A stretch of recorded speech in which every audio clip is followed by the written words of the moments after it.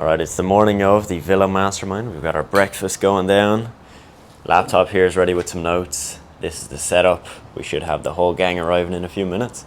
So just munching down some breakfast, ready to kick things off. I'm going to give you a little view here of the setup that we've got going. We've got 8 people coming, so a pretty intimate group, small enough that everybody can, really connect with each other. And the goal with this is for me to just literally answer any questions, literally anything anybody needs help with. That's the goal of today. That's why we've got the whiteboard here. So it's going to be a good day.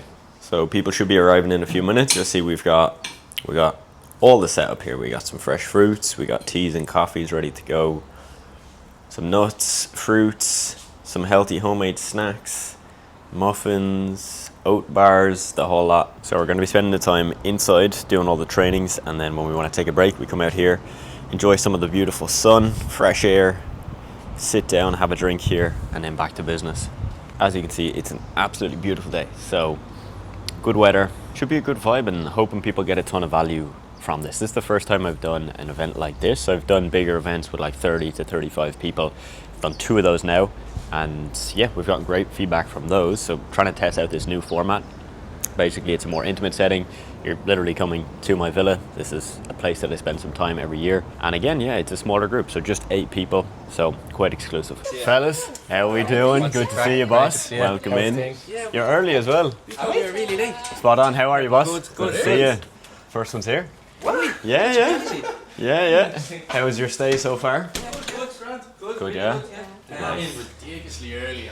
Little look at the sea view. Come on out. It's beautiful weather, so ideal. Coffee, tea? Coffee. Yeah. Black, or how'd you like it? Yeah? Any milk? No? No. Sure? Yeah. Dylan? You're good? Yeah, spot on, man. Yeah, what do we think about the setup, honestly? Yeah? Because I'd say we spent an hour like stressing, trying to figure out the best seating arrangement. So this is Adam editing the video. At this point of the day, we were just chilling. Okay, taking a break, some food. You'll see we got some sun outside. We had some cigars a little bit later on as well. You'll see a clip of that in a bit. Finished up most of the training, so we have our cigars next. And we have food. Burritos whipped up, ready to go. You all having some, or? Yeah, sure, go on. Absolutely, yeah. Sure, go on. Here's the rest of the kids come in. What kind of cake is it? It's banana bready, kind of. So at this point, it was cigars for the evening. We, shortly after this, went down to the beach, got a swim, and that was a wrap. That was the full day. What a day. Definitely going to do this again. Now what I'm going to do is I'm going to play for you some clips from the Mastermind event. Okay, we've just wrapped it up. We had a lovely dinner. We went to the beach, we went for a swim, and the day is done. So now I'm going to play some clips from the day, just show you some of the trainings that we went through. This was an open format. So essentially whatever questions people had, whatever they needed help with, was exactly what I was there to help them with. So enjoy, and I'm going to roll some of those right now. To be honest, man, like the way I'd approach this is start with kind of your, like a company hierarchy, where you've kind of got literally the divisions mapped out. If you've got sales, you've got service delivery, you can map out a million of them, right? But we'll just keep it simple. We'll just go with marketing, sales. So marketing being outreach, so Upwork for you guys currently. Sales, the calls you're doing. And then operations. Now, obviously, operations is a big fucking one, right? Like you've got client communication, you've got client issues, you've got all of this. So I think if we focus in on that one in the operations and break that down, that's where I would start.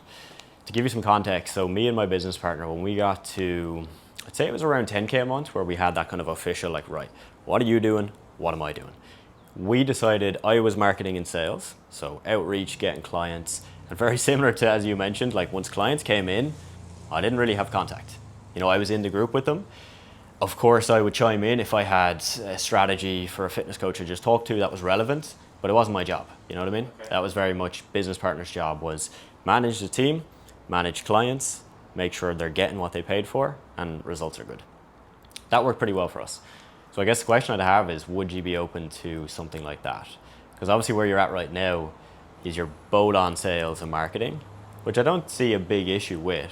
But again, at scale, I can see that might get a little bit of crosswires, because then operations, for example, if Sean was to take all of operations, that the balance would be way off. It'd be like a 70-30 split, which again, like say in my case, the reason we were so, I guess, kind of bullish on splitting that completely, my business partner hated sales. You know what I mean? Like he absolutely hated it, whereas I liked it. So I was like, all right, cool. That makes sense. That's my strength, his weakness. So for you guys, I think then it makes sense if we just look at the operation overall.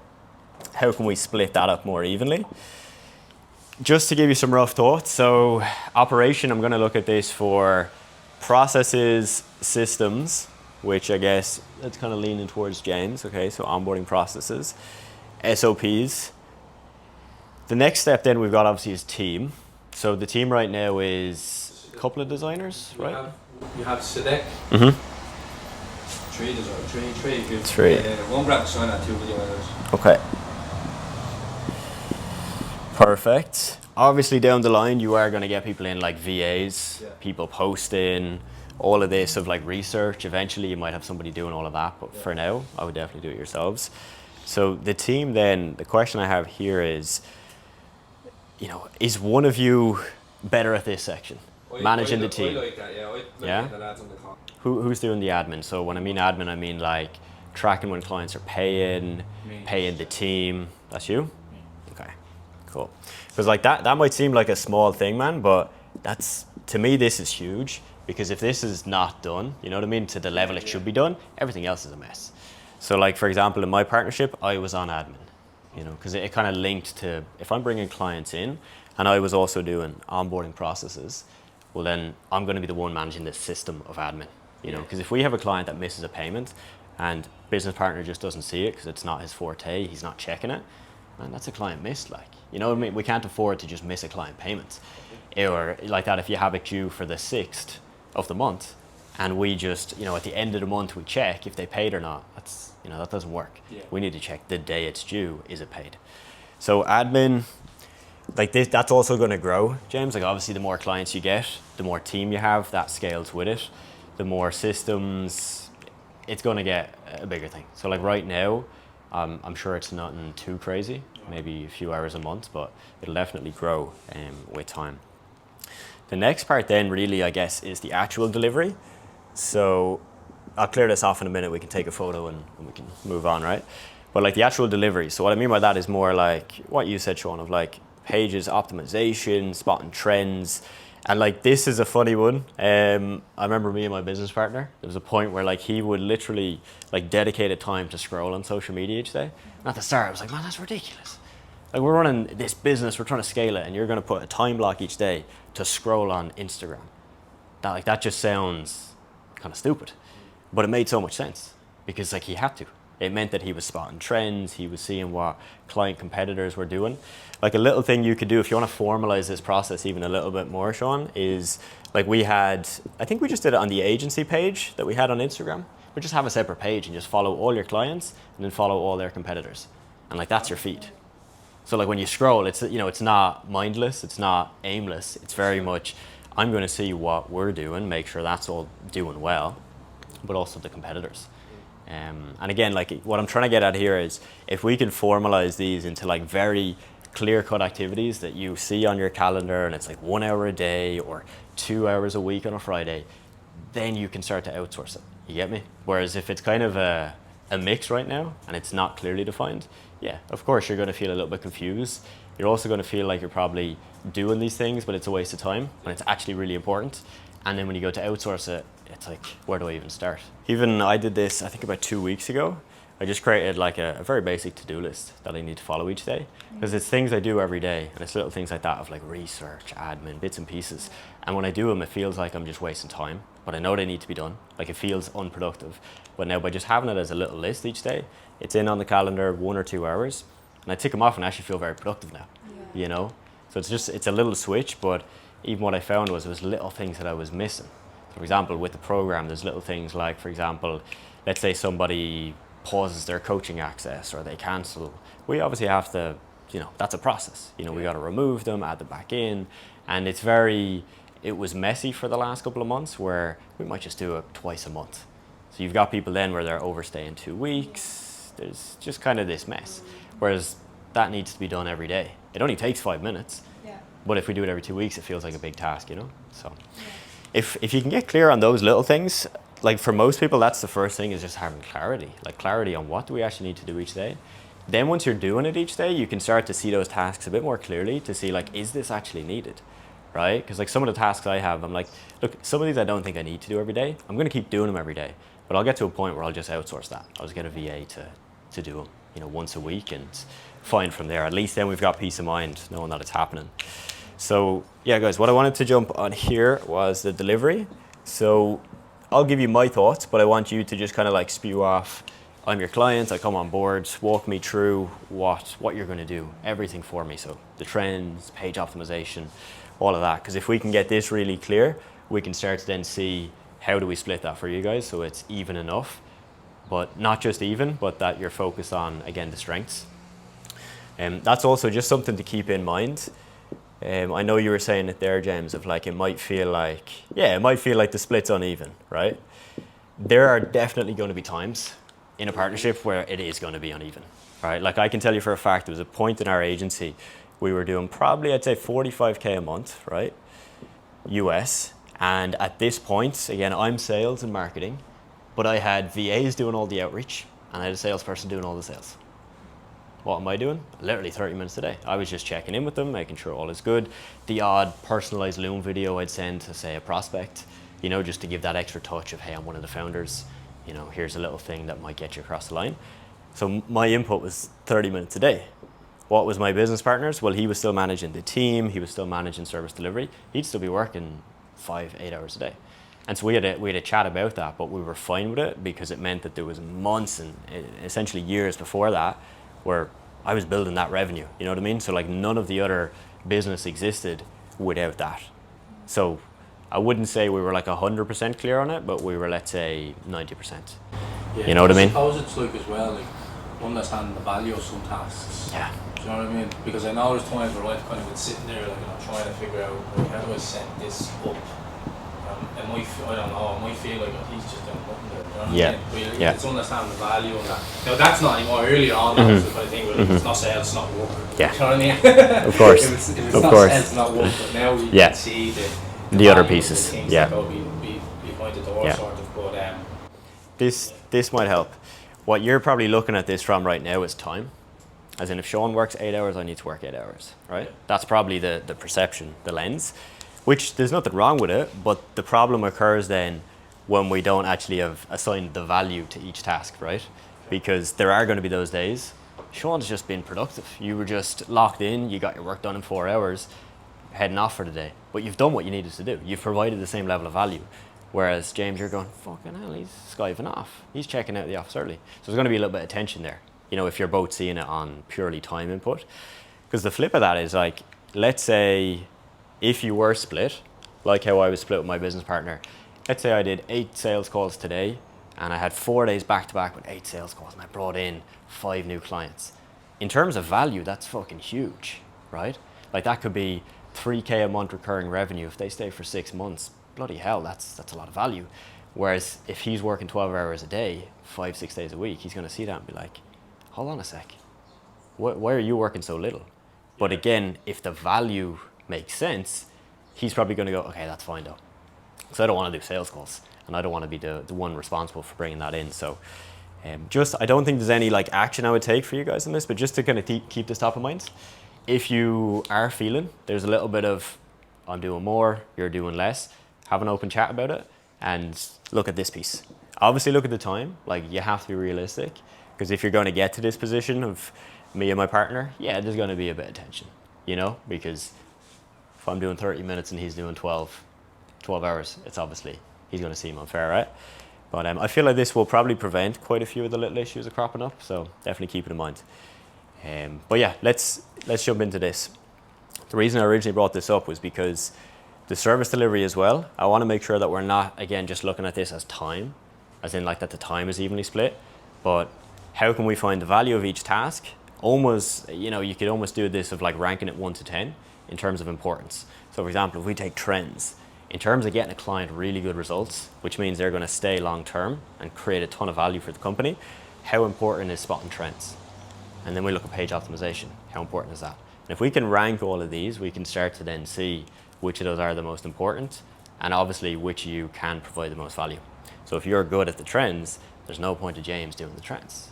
Because in terms of value, you might have to spend 5 hours to create the same value for the trends that you might do in an hour. just because you can spot them. You get me? Yeah, I can definitely see how it might be just crossing the wires a little bit too much, you know? Because like if you're both involved in service delivery, in my head, what would probably make the most sense is one person's more on trends, research, ideas, content calendars, getting all of that approved by the client, and then once it's approved, somebody else is then getting the team to create the graphics, scheduling the content, page management, and engagement. But even with that, and this is why I think long term it's going to be best to have a clear split. So like one person is more on service delivery, because let's say you've got the trends, James hops in, does the content calendars, but let's say then you're going to be the one dealing with the team, for example. Well, you don't have his brain, so when you see the content ideas, you have an idea, right? But like he obviously had a certain idea in his head when he was writing that, so it's probably going to be little things of like, you won't be able to communicate that to the team as well as he might be able to. So look, long term, I would definitely say a clearer split is going to be more peace of mind. Might be a learning curve, and there might be a couple of tasks you don't love, but it is going to be clearer. With this, I feel like it's almost like a game of tennis. Like there's a lot of back and forth. I've done this, now you take over this, now I'm going to hop in here. And that's just going to delay all your processes, especially when you bring in 4 clients in a week. You're going to be like, fuck man, this is chaotic. We're jumping a lot here, you know? Does that kind of make sense? Yeah, or? no, it does make sense. Yeah. Like I said, there'd be too many tasks, like with the one sort of say seriously, you split up every single task rather than one person just saying, I'll do this and you do that. Exactly. Exactly, man. Because like really, as we say, simplicity scales, fancy fails. And it's true, man. Because like right now it might work very well. And I really do think in a partnership, there's going to be that point where I'm doing tasks that I like doing, that I'm good at, but it doesn't necessarily mean that's what I should be doing.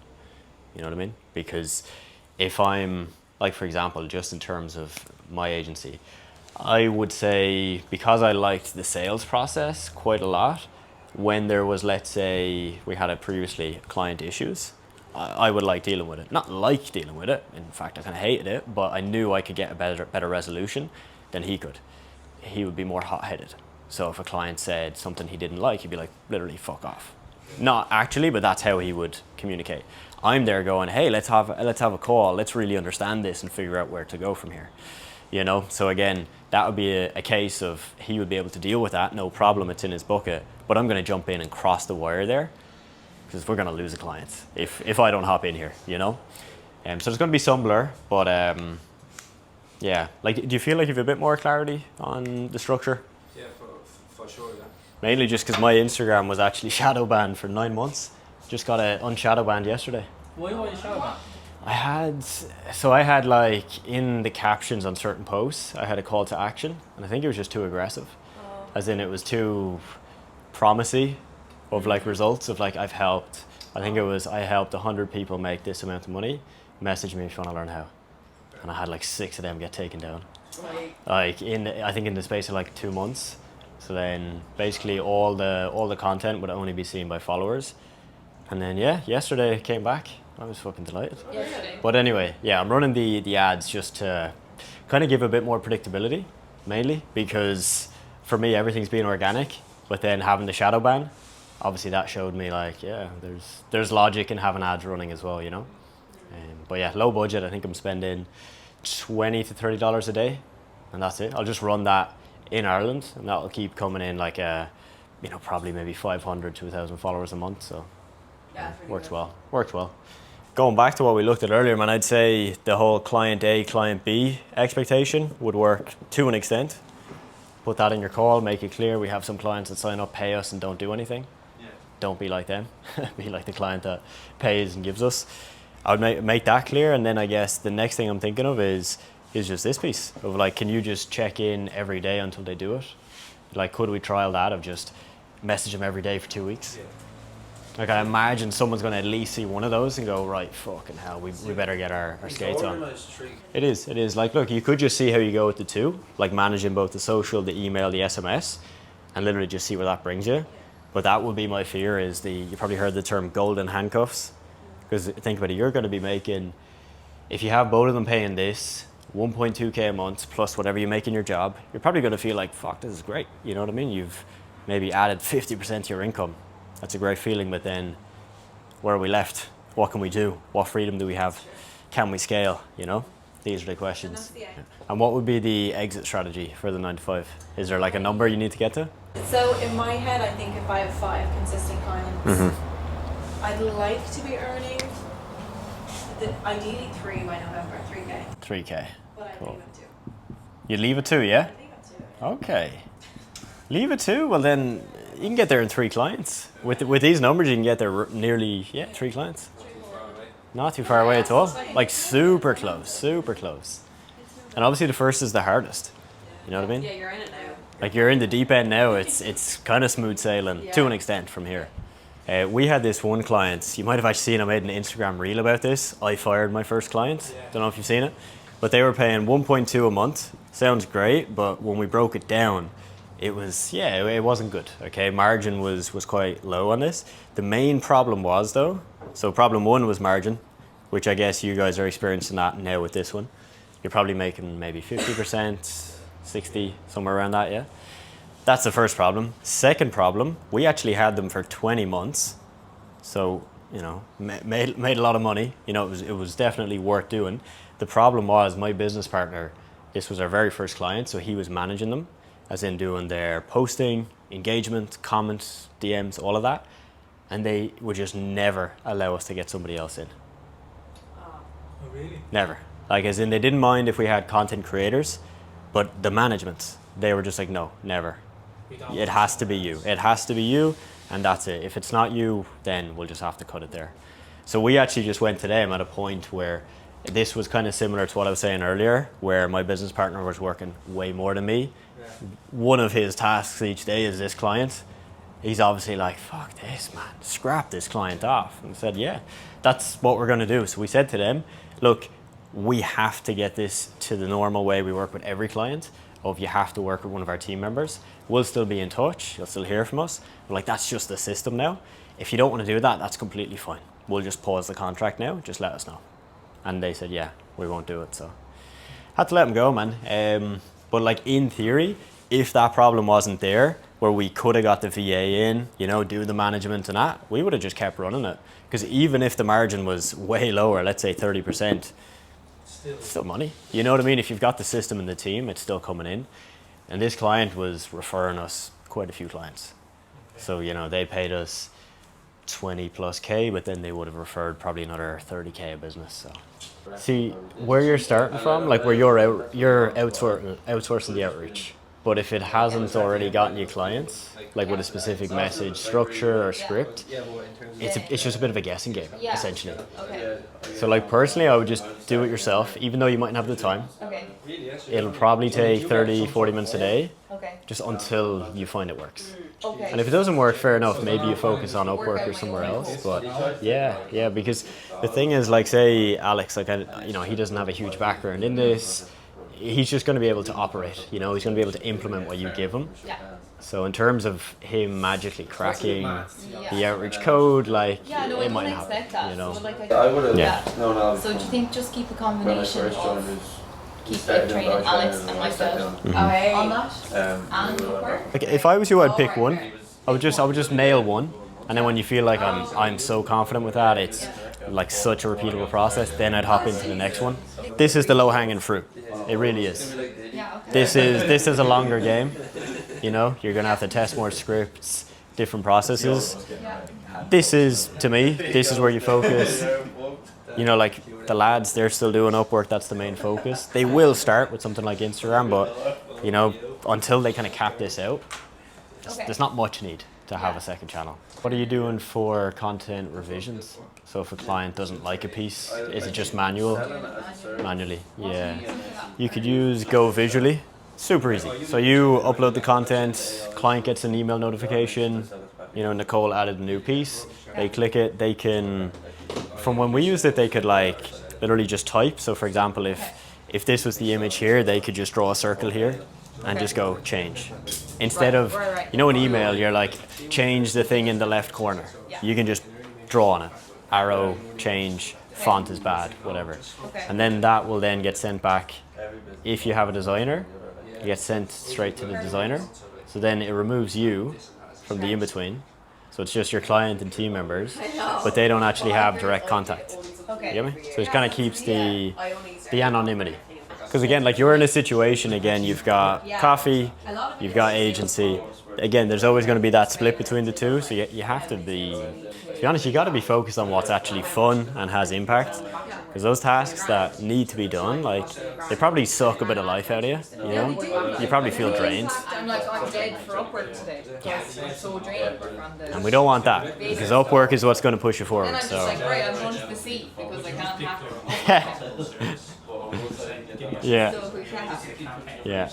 I've actually two thoughts for you on that. One would be kind of the time optimization. So for example, knowing that Upwork is the thing that's going to drive the business, we'd want to ideally make sure you're doing that before any of the other stuff. first thing in the morning. Yeah, Yeah, yeah, that's fine. yeah. So first, just ask them, how many pieces of content can you do a week or per day? Get a grasp on that, because that's really going to be the key determinant. Okay. Because like if you get a graphic designer that's only looking to do an extra, let's say, graphic per day, like that's all they have capacity for, Then they're not it's not really, it's not a suitable fit, you know, because they'll be maxed out with one client. Yeah.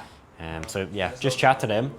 Once you figure that out, like if they can do, for example, my first designer, he had a couple of clients, was doing this full time, and he was like, yeah, I can do 5 to 10 a day. Now obviously it's a wide range, right? But even if we just go on the low end, 5 a day, wow. Well, like if I'm doing 10 pieces of content per month per client as an average, that's every 2 days he can serve a client basically, in theory, if we have everything really well. So in theory, you could probably get 15 clients. However, nobody's perfect, that productive, so let's just say 10. But that's with one designer. The way we always had contracts with editors, designers, it was just that. Like that would be in the contract, $5 per piece. There would be no specifics of I'm going to give you 100 pieces or 20 pieces. It's just 5. So if it increases, it just whatever the increase is by 5. You know what I mean? It just means you're not really tied. So I guess your doubt there of like not, paying 800 to a designer, you're only going to pay 800 if they're doing, the volume that would equate to 800, right? Price per piece, best way to frame it. You give them a range, of like, hey, look, it's going to start based on what I currently have. I've got these number of clients, these number of pieces. It's going to be $450. My goal is to get you to $2,000 a month. I'm just not there yet. So if you're happy with that, let's start there. It'll be 5 per piece. Some months it might dip a little. I'll do my best to make sure that doesn't happen. The goal is to keep it increasing. And if you set that expectation, it should be... It's a pretty good deal. So you're given the upside of like, hey, I do actually want to pay you loads of money. I just need to drum up more business on my side. Make sure your quality is on point. It's good. My clients are getting value, and if so, we'll keep going. Yeah.